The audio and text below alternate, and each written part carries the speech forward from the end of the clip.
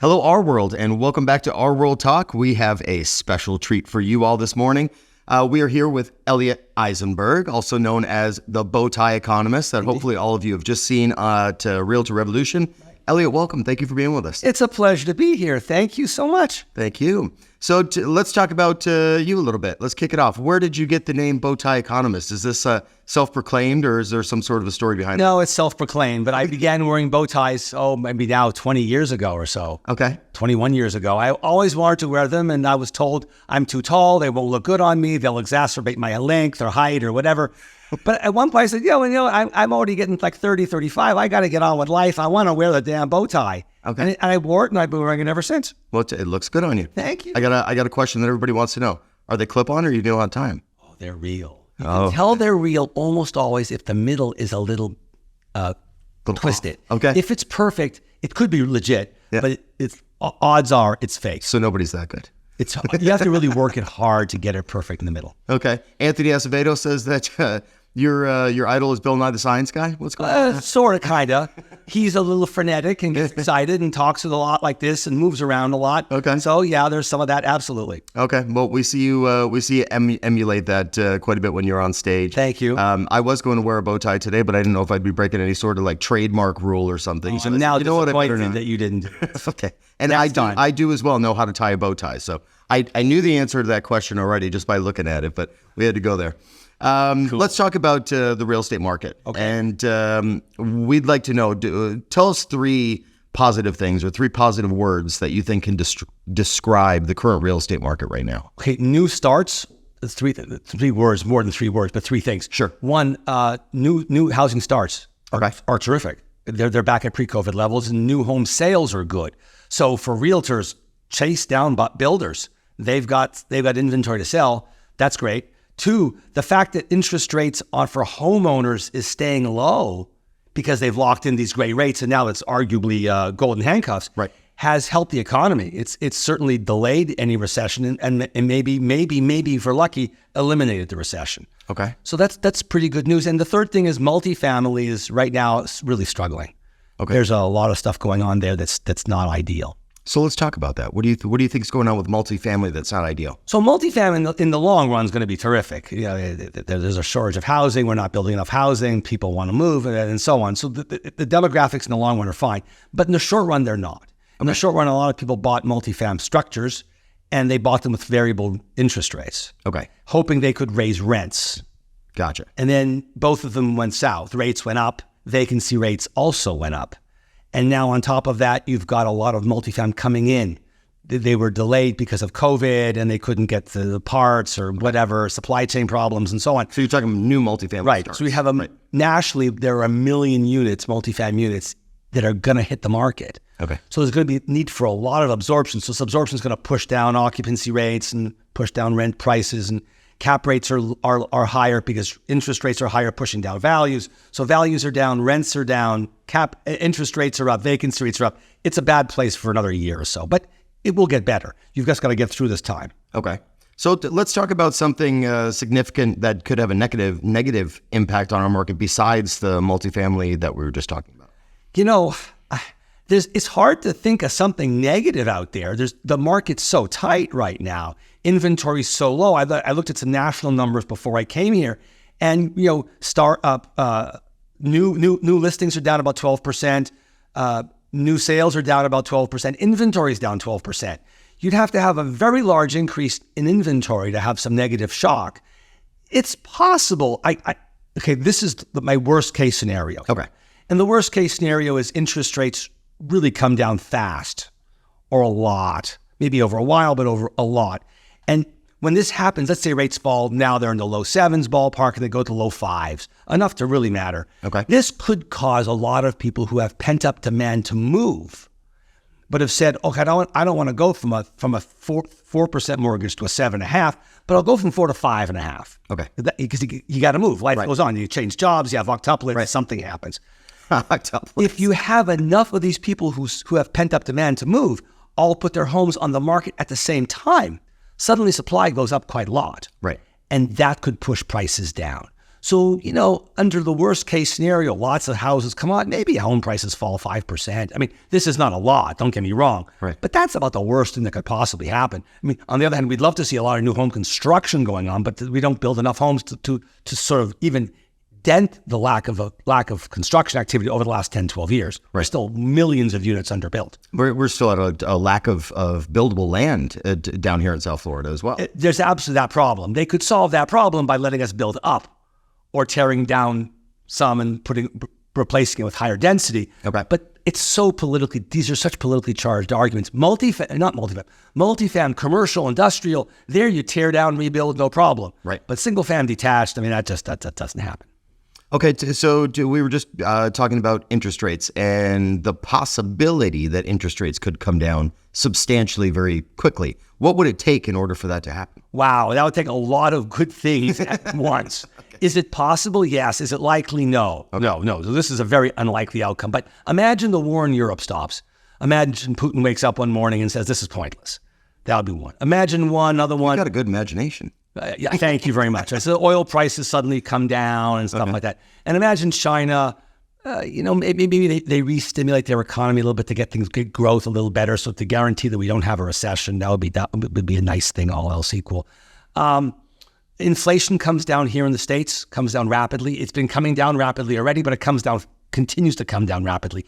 It was as high as 9.2% year over year last June. So it's about a year ago. Okay. And now it's 3.2. Imagine it falls another 1% by November. Okay, now we're talking about a whole bunch of really good things happening here. Right. Maybe unemployment goes up, but not much, just a little. Maybe half a point more to 4.3, and wage growth starts to come down. And the Fed lowers rates, and oil prices are cheaper, and wage growth is slowing down substantially. The Fed goes, well, we weren't going to lower rates until June of next year or whatever it is, March. But now we'll start in November and we'll cut rapidly because there's no problem out there. Right. That would be phenomenal, but that's a bit of a pipe dream. That sounds like an amazing It's too much good. Look, we've had good luck in inflation coming down. We had bad luck going up. We've had some really pleasant luck coming down. We need more good luck. That's important. So obviously there's a lot of things that go into your forecasting and all of those things that you would just The dice mention. is critically important. The dice. Okay, yes. It's all about luck. Yeah. So do you ever use artificial intelligence? Because we see it basically sweeping across every aspect of the real estate business. So is it playing a role in the way that you might forecast the market? Or It does. Okay. It gives me ideas. I think that's what it really does more than anything else. Okay. I can say something like, I can explain the way I believe this process is moving. It's binomial or it's Poisson distribution or something. And I'll say, I need to read a good paper on this, or I need a technique that will solve this problem. Okay. And lo and behold, they'll offer me 4. And it might have taken me 3 hours to find that information in the past. Now, bam, it's right there. Okay. It's unbelievable. So what does a day in the life of Elliot look like when you're trying to run these different forecasting models and things like that in order to figure out where you think the market's going to be going? I mean, how do you practice this craft? How did you get so good at it? So you begin to do it in graduate school. That's where you really learn to. Undergrad to some extent. I went to undergrad at McGill in Montreal. Okay. I began doing some econometrics there, learning about econometrics there. And then I went to grad school and got my Ph.D. at Syracuse. In Syracuse. Go Orange. So it's far away from here, but that's besides. Although not that far because it's New York, Miami's just like my New York South, right? I'm from Buffalo. I've been to Syracuse. There you go. Yeah. And then you do a lot of modeling in graduate school, and you take a lot of courses in the economy, different types of courses. Think of econometrics, or the data and data analysis, as a cookbook. Okay. Oh, I have data that looks like this. I have data that looks like that. What technique am I going to use that solves the data problem that exists? I'm missing some data, or it hits 0, so the distribution stops at 0, or it's weirdly counted. I mean, there's all kinds of weird problems you get data. And you have a cookbook that gives you all kinds of suggestions of how to solve it. So it's important to know how the cookbook works and keep learning new recipes, if you will. So when COVID came, I learned a whole bunch of new recipes. I bet you did. We all did. Yeah. So it's like, let's boost up some human capital here. So I learned a whole bunch new recipes. And then what you do is you try several. So you have ones that you like. I have a good sponge cake and a good cheesecake. But now let's get a good layer cake and a bundt. Okay. So I've got 4 models going, and I see which one seems to work better. And I look at the errors, because you make mistakes. Because you get a good model, then you throw in old data into it and see if it can predict old data. I was just going to ask you that. Who checks the work? Okay, so you're actually taking old data that you already know what the outcome was, and seeing if your model actually worked and would have had it right. Right. Okay. But then you've contaminated data, the model, because it knows the old data. So what you do at that point is take out half the old data. It's like you use, I'm making it up, 2016, but you don't use 16 through 22 or 23. Okay. So you build the model on the old data, run the model, make sure it works. Then you insert the new data and see how well it forecasts the new data. Okay. Then you look at the errors. If the errors are consistently, it's always overestimating, you got a bad model. Okay. If it's underestimating, you got a bad model. But if the errors are kind of up and down and down, up, down, up, no pattern and no discernible change in size of the error, success. Okay. Now, the problem with that is the joke. The perfect joke here is 3 economists go hunting for a buffalo or something. Buffalo, right? Sure. Buffalo, okay. And one guy shoots left a foot, and one guy shoots right a foot. And the third guy's the econometrician. He goes, we got it. That's the problem with econometrics. Gotcha. You can be really close and still have nothing to show for it. Right. But you try new models, try new techniques, compare it to the past, look how it does in the future, all these things to give you insight. All you can get is insight. So do you publish papers and get judged by your peers in this business? Absolutely not. Okay. But that said, I put out my 70 words every day. So I'm putting out my thinking and the results of the analysis or whatever in that format. So people know exactly what I'm thinking. And where I change my mind. Twitter? There's LinkedIn, Facebook, Twitter. But the best way is to sign up through texting. Okay. Text the word Bowtie, one word Bowtie, to the 5-digit number 66866. 66866. Bowtie is the message. You'll be prompted for an email address. You'll hear from me forever or until you unsubscribe. Okay. Which you can't do. I'm kidding. Well, I think that would be absolutely incredible for everybody who's listening to obviously sign up for those alerts, so that way we could figure out what's going on with this market and how to best run our businesses, how to best advise our customers. Right. Obviously, that's gain insights. But ChatGPT is critically important. Listen, use ChatGPT to the extent you possibly can. It's really helpful. At least to get the juices flowing, the creativity. Give you ideas. Give you ideas. Absolutely. I'm hearing that lots of writers are using it, and nobody's going to have writer block anymore because they could just use ChatGPT to come up with And then you start editing like wild, and it's so much easier to edit than that blank page. The tyranny of the blank page, right? So we've obviously had the pleasure of hearing you not once but twice now at our Realtor Revolution Conference. So for anybody who wasn't able to attend, because we sell out every year and not everybody gets to go, but bigger room perhaps next time. Yeah, right. How about you give us a rundown of what you shared at the conference and what members really need to take away? Sure. Okay, so the economy's fine right now. There's no question about it. The economy's good, but the fear is it slows down. And it slows down because consumers are going to run out of money, essentially. We're using our credit card more. Our wealth really isn't going up much because the stock market and bond market haven't done much. The bond market's been hammered. The stock market's bounced around going nowhere. Home prices essentially last couple of years kind of going nowhere, last year or two. So wealth isn't doing great. We're using our credit cards more. We're running out of COVID savings. So this looks a little dicey. So consumer spending looks a little, that's 70% of GDP. So we're even getting hammered at the grocery store like crazy now. Inflation's been really hard. So, and as a result, real incomes for a lot of Americans have gone down. Right. Because they're getting a 3% pay raise and inflation 6% or whatever it is. Right. So I fear that a recession comes. And I spoke about that, recently when I was here. It's the high interest rates that we're experiencing. We haven't felt them yet. Believe it or not, the housing markets felt them because of this very odd arrangement of very low interest rates followed by very high interest rates and the lock-in and the golden handcuffs. But look, new housing starts are good. This shouldn't be. Normally, when rates go up, new home starts plummet, as do auto sales. But they're also doing well because we have this post-COVID return to normalcy, and it's a mess.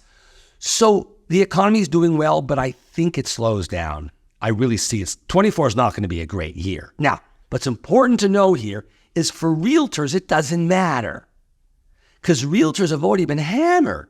Right. The housing market usually and the overall economy go together. Low rates, they both do well. High rates, they both do poorly. But right now you have this dichotomy where the economy is not half bad and housing sales are terrible. So whatever happens, whether we have a recession, rates come down, or a soft landing, rates come down. And when rates come down, that will open up some of the floodgates of people who wanted to move but have been unwilling or unable to. We have so many people that want to move, but that interest rate is just stopping them. Exactly. Whether it's affordability or whether it's a mental thing where they've got a mental block where they're saying, I'm just going to wait. I'm going to wait till that comes down. And it's a problem because you don't move forward with your life, right? Because you're saving 2 percentage points on your mortgage. Not that that's meaningless, but you got to get on with your life. But you're so focused on this siren call of the interest rate that it stops you in your tracks. So I think most importantly for the listeners here, it doesn't really matter what 24 brings in terms of it's a recession and GDP shrinks a bit, or we avoid a recession and it goes up a little bit. Rates are going to come down at some point because inflation's going to come down. The Fed's going to throw in the towel. The Fed always throws in the towel. Rates always come down after going up. It's not that this time is going to be different. They're going to go up and they're never going to come down. They're going to come down. So that's the good news here. So don't perseverate. Don't worry about how bad or how good the recession will or won't be, the soft landing with bumps or bumpy soft landing. Meaningless. The rest of the economy cares about that, but not realty. So let me ask you a question. I heard, I was at an event and Lawrence Yun was speaking. This was just a few weeks back. He was talking about a level at which the interest rate would get to this threshold. And if the Fed can push us up through that threshold, then rates could continue to rise. If there's too much resistance at this threshold, then it's inevitable that the rates will begin to come down, and it could happen sooner than later. What do you think about? I think it depends really on inflation. Okay. And inflation is going to depend a lot on unemployment, because the lower unemployment is, and now it's pretty low. We talked about this a bit last when I was recently here also, right?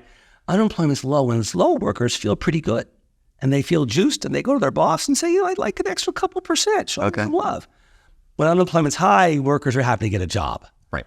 The Fed has to get wage growth down. That's critically important. And the way it does it is by raising unemployment rates. And that's through interest rate effects. But they take a long time. But they're going to come down. There's no question they're going to come down. Paul Volcker, who people in the audience who are old enough to remember Paul Volcker, they're probably got to be 70 years old, maybe even older to remember being a realtor at that age, at that time in the early 80s. But he lowered rates wildly after he drove them up. He drove them down very fast and big. So they'll come down. Okay. Well, that's some promising news. Good to hear.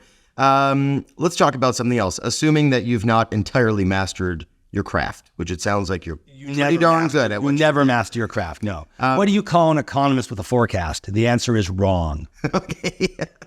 So obviously, you're always looking to advance your professional sphere. Who do you look to for market insights? Is there anybody that you're following, anybody that you're reading to sort of help you get going? It's a great question. So sometimes I watch television, not very often, but when I do watch, I'll watch CNBC. Sometimes I watch Bloomberg. I prefer CNBC for some reason. But I never watch it once the market's open. 9 o'clock comes, TV's off. Okay. Because they have nothing to offer. Then it's just flash news. Important news, earnings numbers. Yeah, who cares? What you want to listen to is people who you think are smart. Okay. Who follow whatever it is that you are interested in. Okay. They don't know the future any better than you do. I wish I did. I wish Jeff Bezos would be shining my shoes, right?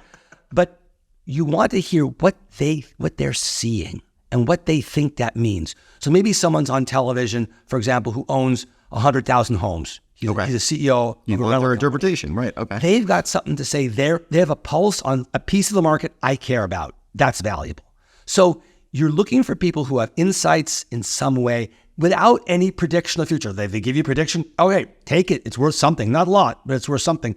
But they know something currently that I don't, and they have history that I want to understand. Okay. And that will help me maybe make my prediction down the road. Okay. So do you find that when you're listening to those people that you're agreeing with them a lot because you guys are all in the same business and have similar mindsets? Some of that yelling at the TV like, you're wrong, you loser. There's groupthink going on, and there's throwing the proverbial brick at the television set. Yeah, there's some of both. But that's the other thing. It's important not to be in your echo chamber. Right. So I think, you can't be surrounded by everybody who thinks the same as you. Yeah, then you're dead. Yeah, you're dead. You have to keep looking for other sides of the issue. If you're a Fox News watcher, watch CNN and vice versa, for example, and economically. I actually watch both in my home because often you'll find out if they're both saying the same thing, that's something that's actually going on. But when you find that they're both on exact opposite ends, depending on which, broadcast you're watching, it makes me take a deeper look into finding out what the actual truth is there. And what they cover, that's also very meaningful, right? If one's covering X and one's covering Y, that means X and Y are going to be important stories, right? Whatever they are. Right. So that's important to know too. So let's talk about, I know you're a busy guy, so we're going to... Oh my gosh, we're going to have a couple more questions for you. This is fun. We want you to pull out the crystal ball.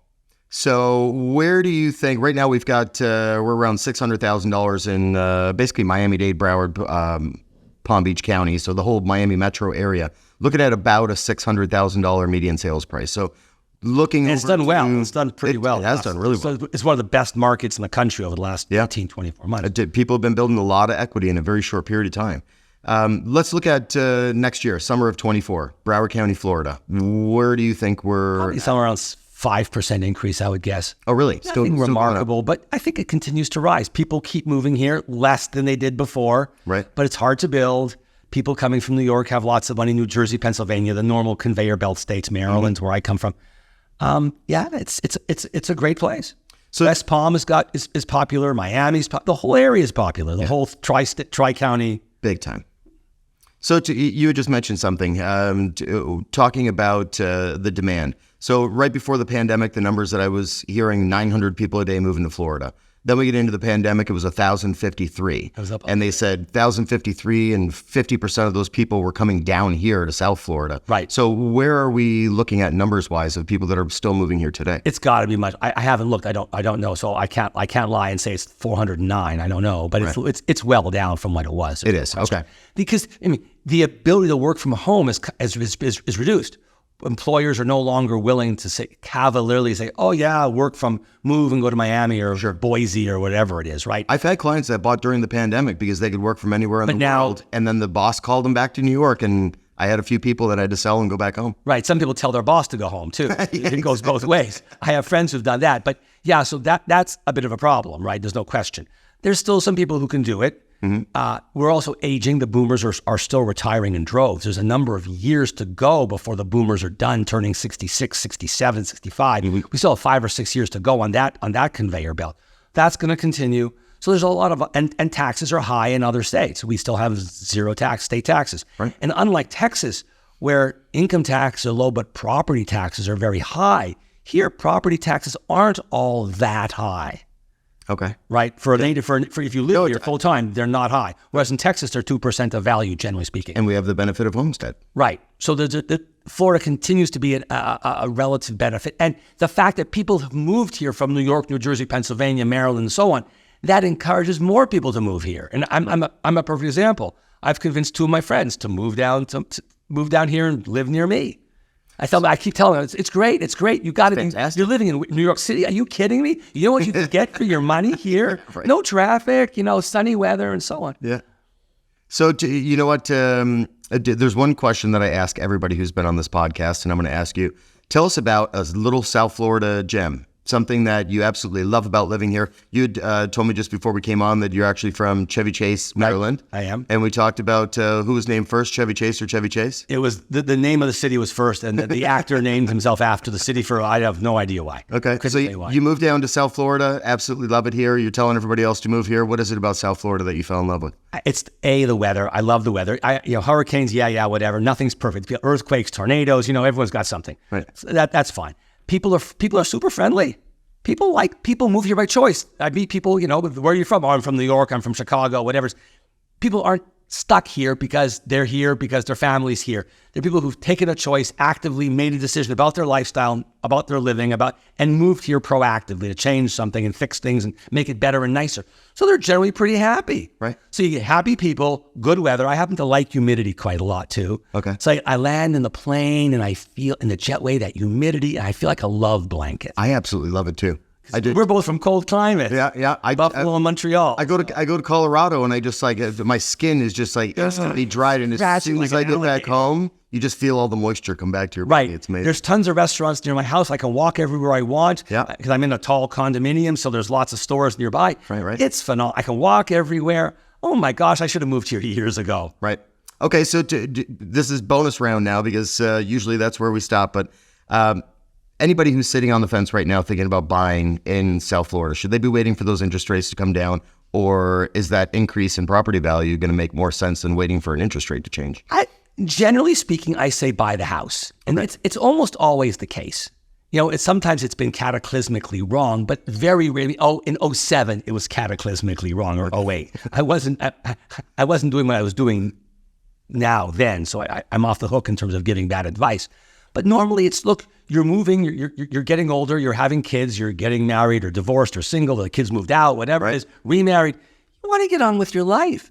When you're on your deathbed, you're not going to say, I should have saved that $20,000 and not moved. No, you're going to say, I'm glad I got that house because people came over, my kids had a better room and the yard was pretty and we had a nice pool or up-ground pool or whatever. Yeah, exactly. Get on with your life. Now, rates are high, but the saving grace is when rates get low, the market's going to pick up again. That's what I've been telling everybody. The other thing is the lenders are so desperate to get a mortgage now. If you go to your loan officer, the one you end up working with, and say, look, I want a free refi within 2 years, they'll say, okay, because they need the business now so badly. So it's get the house you want today and get the mortgage you want over the next 12 to 18 months or 24 months. There you go. You heard it right there from Mr. Bowtie Economist himself. Well, thank you so much for joining us. It's been an absolute pleasure. Thank you for joining us at Realtor Revolution as well. That was certainly awesome. We always get great feedback when you're in town. Thank you. And I look forward to next time already. Okay. Well, we'll have you back next time. Thanks. Appreciate getting to know you a little bit better. Thank you so much for being with us. My pleasure. And for all you, we will see you back here next time on RWorld Talk.